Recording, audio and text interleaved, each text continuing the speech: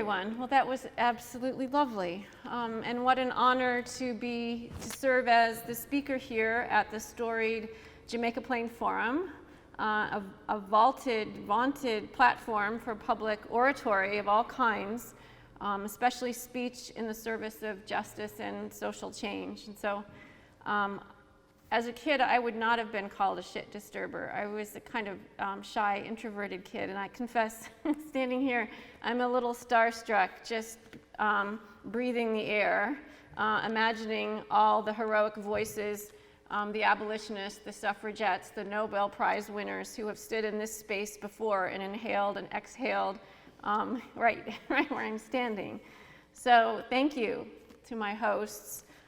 The dramatic increase in fracking over the past decade in the United States has pushed oil and gas extraction operations into heavily populated areas.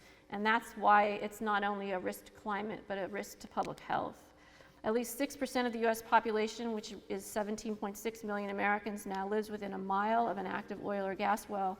And that number includes 1.4 million children and 1.1 million elderly people. At least 8.6 million people are served by a drinking water source that is located less than a mile from a well site. And those facts alone, along with emerging evidence revealing that fracking sites and associated fracking infrastructure are disproportionately cited in non-white and low-income and indigenous communities in the United States, including other countries like Argentina, Mexico, and Canada, where fracking has been exported, means that it's right and necessary to understand the potential for human exposures and accompanying adverse effects, not only as an issue of public health, but fundamentally as an issue of human rights and as an issue of women's rights.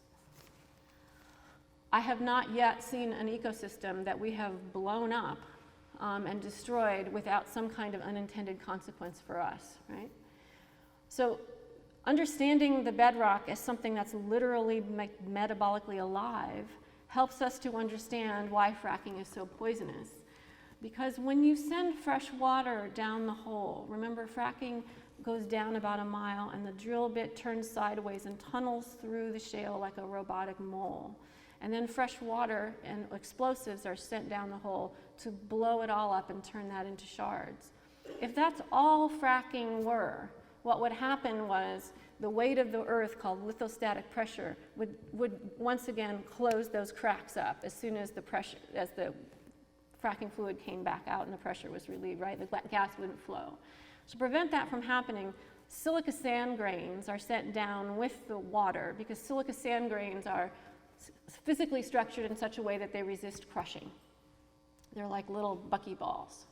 And so you send them down there and you use the water like a fire hydrant to shoot these sand grains into the cracks that you've created, and they're like little door stops that hold those cracks open. Now the methane, the vaporized corpses of the 419 million-year-old animals, sea lilies and squid, can start flowing out of the cracks and up the borehole, and that's what fracking is. But to get the sand grain to go around that bend without settling out, imagine putting sand down your own plumbing in your house. Sooner or later, it's going to fill up the curve, right? And you've got a problem. So gelling agents are added to the water to make it thick and slippery to carry the sand around the bend. But the gelling agent, it's like Petri dish stuff, and it's things that archaea and the bacteria that also inhabit those depths can live on. And so they begin to form biofilms and mass colonies inside the pipes, and they interfere, these living organisms now interfere with the flow of gas. So very toxic chemicals like glutaraldehyde that is used as antiseptic in hospitals are added to the fracking fluid to destroy and eradicate those living organisms. Essentially, we are conducting a mass pesticide spraying on the bedrock that we've just shattered. In the similar way that Rachel Carson wrote about mass pesticide sprayings of DDT being sprayed by crop dusters over our atmosphere, we are going down deep underground and killing off all living organisms so we can get at this quarry, methane, so that we can light it on fire with a big whoosh and run our furnaces or turn it into plastic straws which we now all have to beg ourselves not to use, because as long as we're blowing up the bedrock and we're bringing methane out of the ground, we're also bringing up other hydrocarbons like ethane, which would be a waste product for the oil and gas industry, because you can't light ethane on fire, but lo and behold, we can use it as a feedstock and make plastics and pesticides out of it, and it's value added, and all these plastics are going to come at us until we stop fracking. So these are interrelated fights. We began to compile the literature from the peer-reviewed data on the risks and harms of fracking. When we started this and we sent our first memoranda out to the governor, there were 65 such studies in the peer-reviewed literature. We've just published the 5th edition. There are now 1,300 studies. When we first started it, it was like putting together a 2,000-piece jigsaw puzzle, and we only had 65 pieces, and we were trying to see what patterns what it looked like, the trends in the data. With every iteration, we have more pieces of the puzzle, and it becomes clearer and clearer. The data are not split. About 85% of the studies that look for risks and harms of fracking find risks and harms, and in fact, usually they're worse than we thought. And I decided that if you weren't going to listen to my biologist data, then you're going to have to listen to my mother's body stand on the driveway between the truck with the drill head and where the truck with the drill head wanted to go.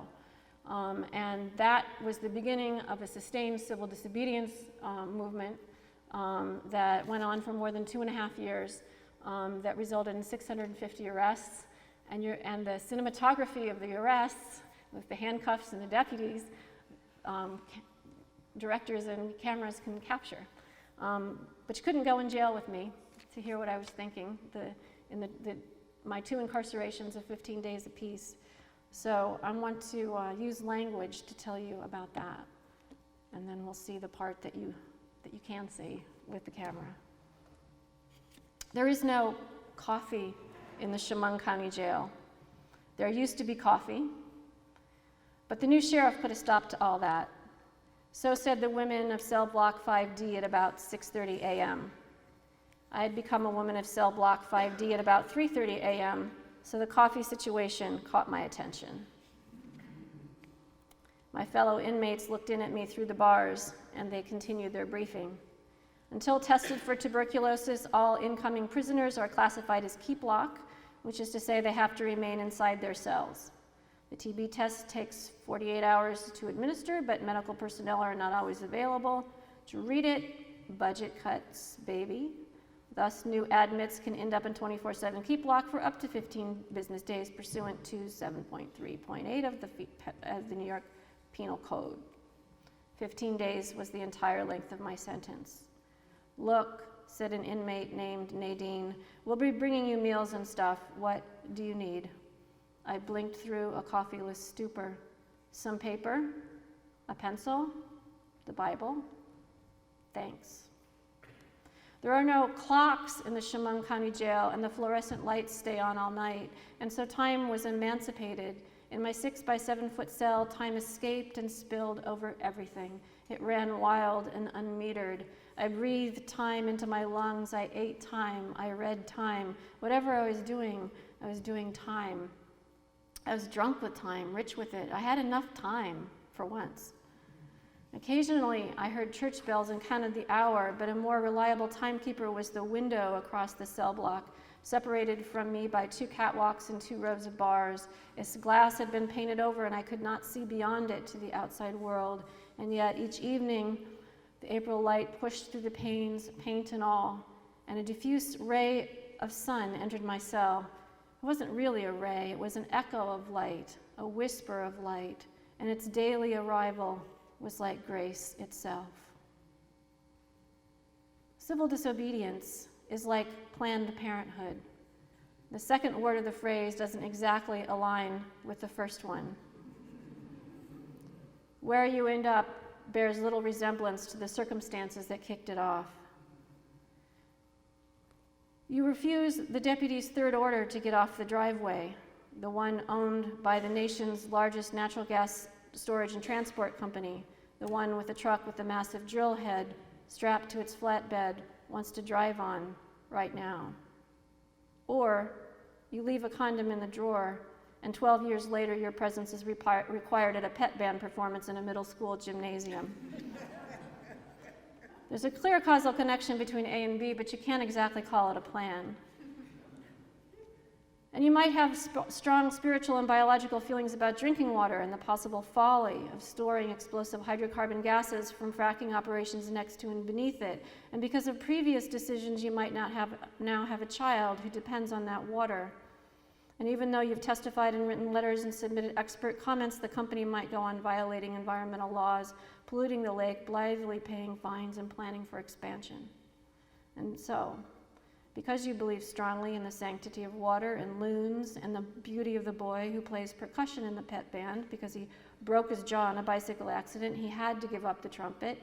Here you are in cell block 5D, far removed from lakes and loons and pet bands.